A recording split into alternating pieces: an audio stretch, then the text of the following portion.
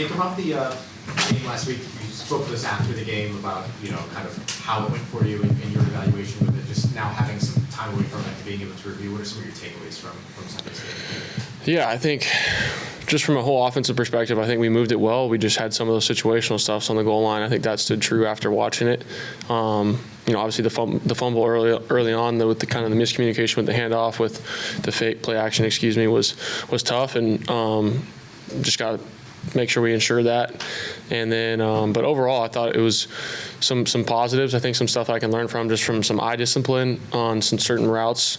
But I think stuff to build off of. But at the end of the day, it wasn't good enough. We didn't score any touchdowns when we had those opportunities. So it was tough looking back at it because we had those chances. Can you break down that eye discipline aspect? Like, what are you talking about? Just a couple ones as far as some of the play actions. I think there was some really good where maybe they're sinking out and you can check it down. There's a couple ones where on a third down, the one to Olave, he kind of broke up where the safety started down low. As I'm stepping up, he went back late, and then just making sure I'm keying him so I can dump it off to Juwan. Just like, we had the play a week prior and just kind of go through that rep the same. So it was a good play. And but yeah, stuff like that to where, third downs, those can be crucial. So but I think a lot of good stuff. And then I think the thing that just stood out the most was when we have those chances in the red zone, you have to be able to capitalize on it. Otherwise, you're not going to win. So that's kind of what it just came down to. With some of the RPO stuff with the red zone, how do you feel like your decision making was there when after you went back and watched it? Yeah, I thought it was good. Obviously would like to score maybe on that one cut. Was like I said, I think I was trying to throw it, anticipating that a little bit more, and then just cutting it up and getting in there. And but yeah, it was from that aspect. I think we can kind of continue to build off of it and go from there. In the event that Alvin can't play this week, how confident are you in Devin Neal? How have you seen his game grow recently the past couple weeks? Yeah, obviously, would love to have Alvin just because of who he is, but I've been really proud of Devin just because of all the work that he's kind of put into this point, and we've kind of had a similar trajectory, just kind of being on scout team together. We have a really good relationship, and just what he does from a mental standpoint, preparation-wise, super smart, protection. He was running the ball really, really well, and just catching passes. That's kind of his strength is being able to do it all. So really excited for him, and obviously he's fully capable of everything we're asking him to do, and he's going to continue to keep getting it. With respect to the context of getting opportunities because of injury for some of the guys over on the offense, with respect to that, is there still a sense of pride amongst all of you kind of young players getting the opportunities to go out there and kind of lead the team? I don't know if sense of pride is the right phrase, but I think there is a sense of urgency, and there's a sense of, we want to do everything that we can, and we want to represent our class. We want to do everything we can to win. And I think that's the same mindset with all the guys, and we want to contribute. And I think that's, why we were drafted here, is to kind of to contribute and do everything that we can that way, from an energy standpoint, just from a playmaking standpoint, all that stuff. So I think that's shown thus far, but we have to keep going. There's a lot of ball left, and we got to kind of have to keep growing that way. So but the good thing is I think we're all really, really close, and we all have that great communication. So the message has been the same. How is Devin's running style kind of different than Alvin and even Kendra? Does he add something kind of unique or different? Yeah, each one of those guys is unique, and I think they have really unique skill sets. And Alvin, obviously, he's got that extreme one-cut burst. He can create any big play out of a really tough scenario and kind of extend those plays. Devin's, I think he's really savvy. He's got some finesse, but he can also lay the boom, like as he showed in that last game, and he's really smart. So I think he's kind of an all-down back. He can kind of do everything that he's asked of him. So I'm excited to kind of see what more he can do, because I think he has all of those skill sets in him. It seems like you do a good job throwing the ball early. These guys are just coming out of their breaks. What are the keys to being good at throwing with anticipation?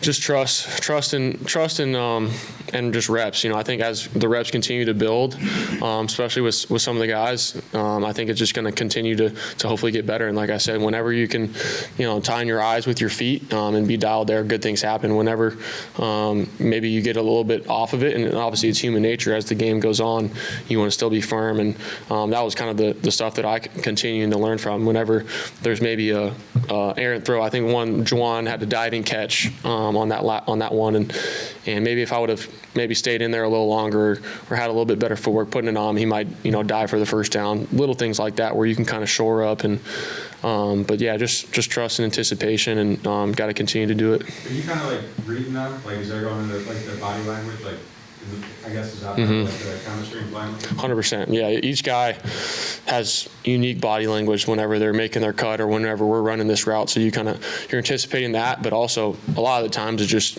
trusting what the defense is showing you and basing off of that window or based off of that read. And sometimes you can't even really see them. So it's just that chemistry that you kind of have to build and continue to grow. When he's preparing for us up the seam to the leg, there was a couple of those last week. Is that an example of that? Like, kind of just trust him to be in the right spot, and just, it's obviously a quick hitter. Mm-hmm. Yeah, 100%. Yeah, I mean, it's kind of a combination of what you're seeing, and then also just trusting him that he's going to be there. So that's the fun part about it. And obviously you got to continue to be aggressive, and then when it's not there, know where to go with it. When you're going against a defense like Miami's, that does a lot of the messy picture, post-snap rotation, change stuff, like what are you looking for to kind of help you be able to navigate all of that? All sorts of things. I think anytime you can get keys in from the front, the personnel groupings, what the safeties are doing.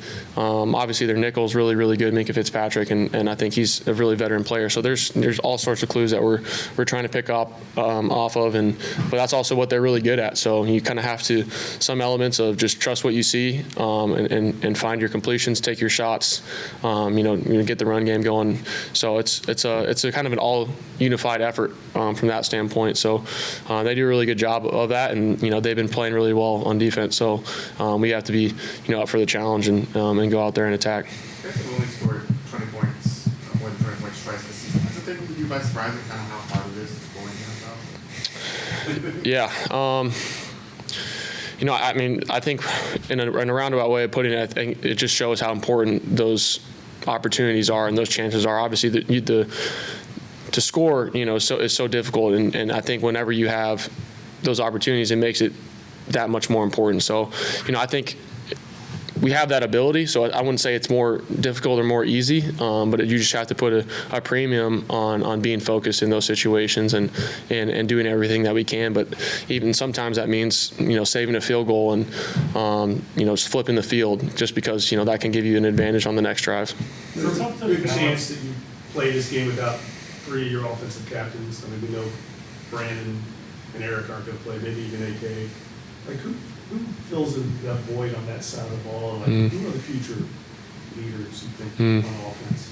Well, I mean, I'm hoping to do everything I can to kind of voice all those things. And then also, I think just like we talked about before, a lot of the young guys and Olave being, one of those guys as well. So I think it's kind of been a really great group effort. Juwan being another guy as well that's kind of stepped up. And but I've been really proud of how we've kind of battled and communicated the whole time, even though there's been some adversity and there's been some guys, leaving. And obviously we feel those losses for sure with Eric and Cooks. And so it's tough. But for me, I've just been trying to take advantage of every opportunity and communicate the best I can. Kellen talked about how it doesn't necessarily have to be vocal rah-rah type of leadership. It could be different ways. I mean, you think guys like Laga, Banks can eventually step into those kind of roles, captain type roles?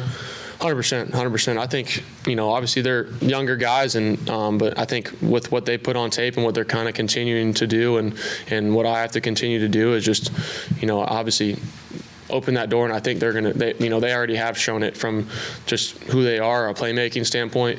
So yeah, I'm excited to kind of see how, they continue to progress just because they've, those guys are definitely here for the future. As a quarterback, what advantages do you think there are from playing under center, and what advantages are there from shotgun? What do you like about each one?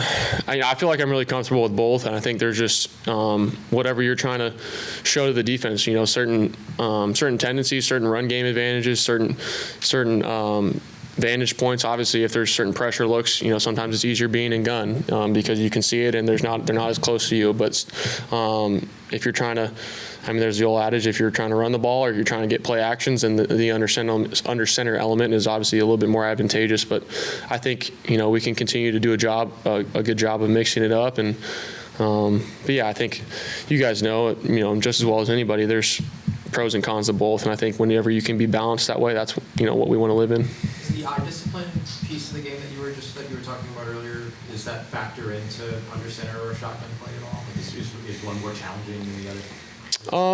No, I think it's just unique to that specific play. Whether you're reading a flat defender or you're reading a certain key, or if you're just reading one of your guys and you're trying to feel his body language out. So it depends on the play. So no, it's obviously different, but I don't think it's harder or easier one way.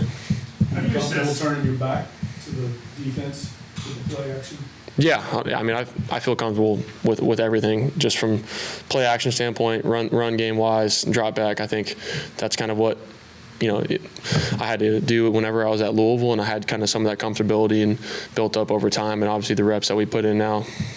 How do you assess kind of the 2 15-play drives, only 3 points, but like the ball control element, like is there a lot you look at as you want to, like that's how you want to play, Mm-hmm. you look at the red zone kind of separated, like how do you view that as you just wait for it? Yeah, exactly what you said. I think you want to be able to sustain drives and control the ball. I think all those things were really good, but you just kind of leave with a sour taste in your mouth when you can't finish it. So it's part of it, but at the end of the day, we're not satisfied with it. So you have to be able to do that, and I think you just look at those specific plays because you don't know. That's kind of what I've been trying to preach to the guys is just you don't know what play is going to be that's going to be the difference maker in the game. So trying to be dialed even when we're doing walkthroughs every single rep. So you may only get one rep or you may haven't had a rep of it in weeks. And there were some plays that we hadn't repped in a while and they were great for us. And so you have to we all have to continue to be dialed there because we want to get in the box. How did you feel like you dealt with Atlanta's pass rush? Just some obvious passing downs where they're gonna pin back and get after you. Just how do you feel like you handled all that? Mm-hmm. The sack not complete with the sack, but did any of them bother you in particular or anything like that? What do you mean bother me? Oh, in terms of I shouldn't have taken that one day. I could have gotten the ball out of it. No, I think in those situations, whenever you're down, you're throwing it. They obviously have an advantage from that standpoint. You're not selling play action, and they're not. They know what you're doing, and we got to have those completions. And sometimes, I've said it before, taking a sack is better than turning it over. And but yeah, they're really good. Their pass rush is really good. So that was a situation we didn't want to be in.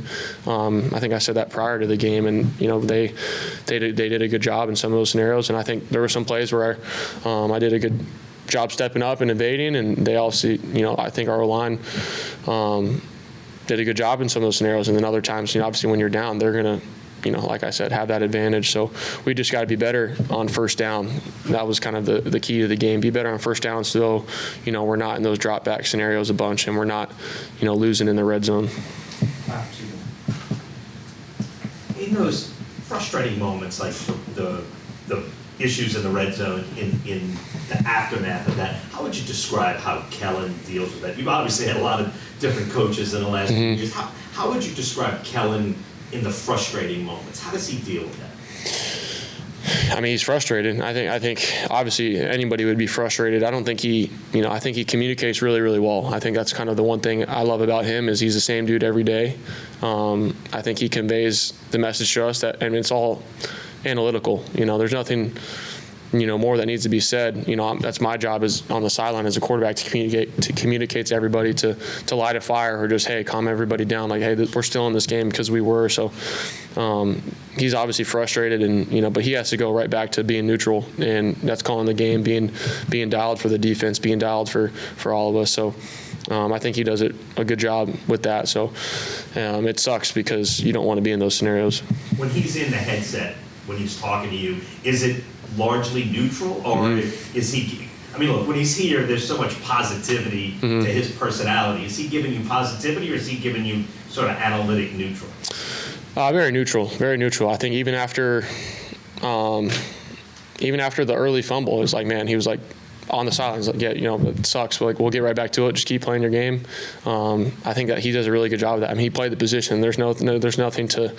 It's either neutral or positive. I think with him, he understands that from the quarterback perspective. It's like, I can't physically block, a 300-pounder. I don't have to gear up mentally or physically for that. You just kind of have to go back to boom, boom, boom, boom. How can I motivate the guys that way? And I think he has that same mindset. So I obviously, who we are in media is not exactly who we are, on the sideline or in real life, call it what it is. But he does a really good job of being neutral and still being positive to the guys, because you have to be that way.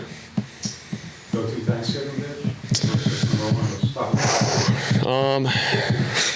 I grew up